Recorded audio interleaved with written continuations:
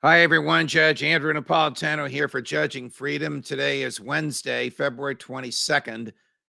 Today is George Washington's birthday. Remember those days when we used to celebrate George Washington's birthday? No longer.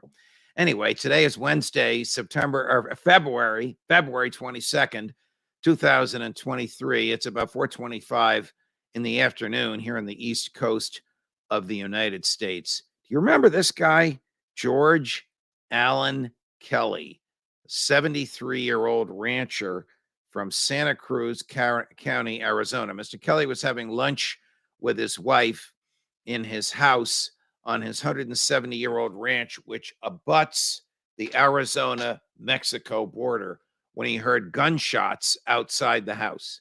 He went outside and he saw a gang of men who looked as though they were not local, storming toward his house. And he fired some warning shots above them, and they left. And they ran in the direction of the Mexico-Arizona border. And though he didn't see them cross the border, he assumed that they did. About 2 hours later, he went to bring his horse in, which had been grazing on a fenced-in range not far from the house. And while he was looking for the horse, he saw a dead body in his property. He immediately called the police. The police came, looked at the body, examined the body, and arrested Mr. Kelly and charged him with first-degree murder. First-degree murder is a planned, plotted murder where you know in advance who the victim is and you make plans to kill the victim. That's the highest degree of murder that we have: planned, plotted murder. Mr. Kelly said, all I did was fire shots over their heads and everybody ran away. I didn't name it this guy. I don't know who he is. I don't know what he was doing on my property. I don't know how he got here. If I was the murderer, why would I call you when we found the body? In fact, I actually called 911 and said, somebody's on my property. It looks like he's dead. I don't know. You better send an EMS here. The EMS and the police came. Would a person who had planned and plotted to kill him have done that? All right. Kelly was arrested and bail was imposed at $1 million. Mr. Kelly does not have $1 million. His property is not worth $1 million. The government wanted to make an example of him. The government told the judge that he was hunting down illegal immigrants and trying to kill them like they were animals, and that he, in fact, had killed this person, whose name we don't even have yet, by shooting him in the back. Kelly said, I never shot at anybody. I don't kill people. I don't even like to kill animals. I just use the shotgun to scare animals away and to scare people off my property by shooting the gun well over their heads in a place and in a manner so that the rounds that will land from the gun won't harm anyone. Okay. So Kelly's lawyers asked for the bail to be reduced, and the court said no. Then Kelly's lawyers asked for the bail to be reduced again. This time, the government said you can't reduce the bail. If anything, you should increase it.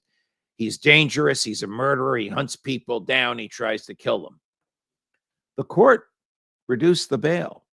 The court dropped the $1 million bail and allowed Mr. Kelly to post his property, which isn't worth anywhere near $1 million. All that does is file a document with the county courthouse in which the property is located so that he can't sell it. He can't lease it, can't do anything with it.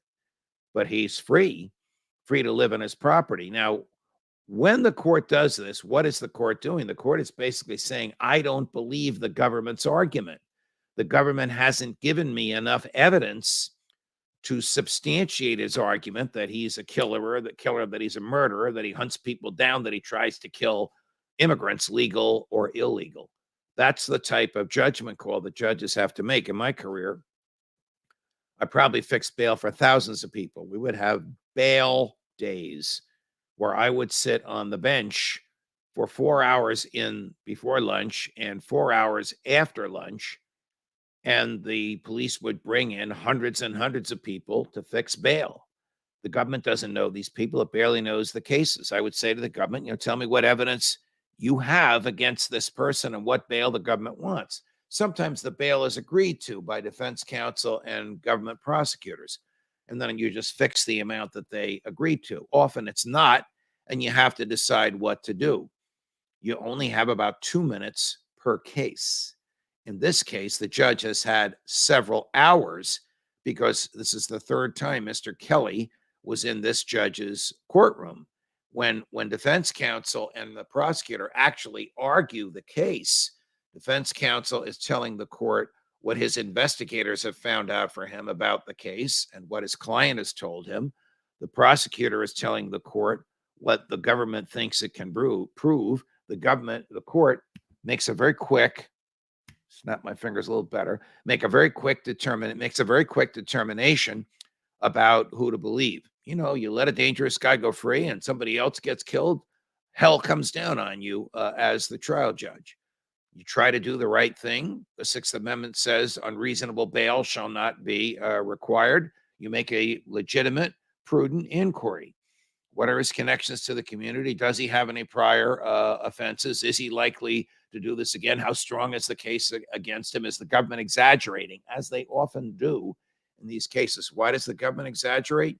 Self-protection. The government doesn't want to walk in and say, yeah, don't give him any bail, and then he goes out and harms somebody else. So the government almost always exaggerates what its proofs are. This case sort of struck my heart when it first came to me. I don't usually cover cases like this on Judging Freedom, even though, of course, those of you who know me know that my background is as a trial judge, having heard many, many, many criminal cases, thousands of bail, over 1,000 sentences, and well over 100 jury trials of criminal cases. So you try and do the right thing. Fortunately for Arizona, they don't have the New York system where a computer tells you what the bail is or that there is no bail. The judge is a human being hearing the arguments and weighing and evaluating the evidence. So Mr. Kelly is home. The government will have to prove its case that it intentionally hunted him down. He intentionally hunted this guy down and murdered him in the back. If they can prove that, Mr. Kelly will go to jail for the rest of his life. If they can't, he'll either be convicted of some lesser charge or be found not guilty. More, I think we're going to follow this for you, more as we get it. Judge Napolitano for Judging Freedom.